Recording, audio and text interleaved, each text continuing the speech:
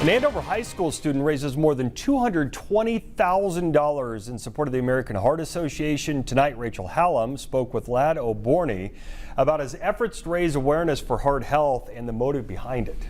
Yeah, Mike, during Heart Health Month, the American Heart Association named Wichita native and Andover High School student Lad O'Borney their 2025 National Teen of Impact. Now, he tells me it was a lot of work, but says it was absolutely for a worthy cause.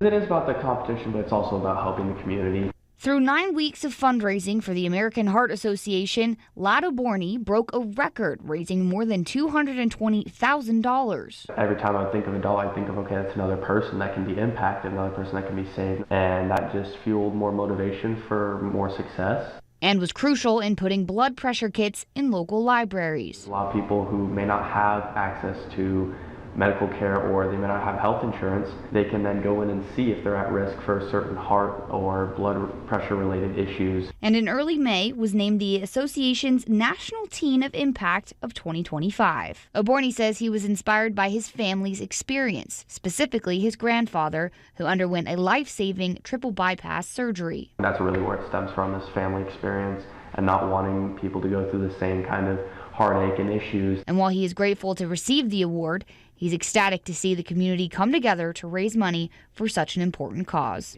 And so really seeing that make the difference in the community and those programs be activated, that was kind of the ultimate reward, and it's just overall a very fulfilling experience. And hopes he can inspire more change. It really does a lot more when you can not only create, monetary change, but also awareness and education. You can learn more about the American Heart Association's Teen of Impact campaign by heading to this story on our KWCH website and 12 News app.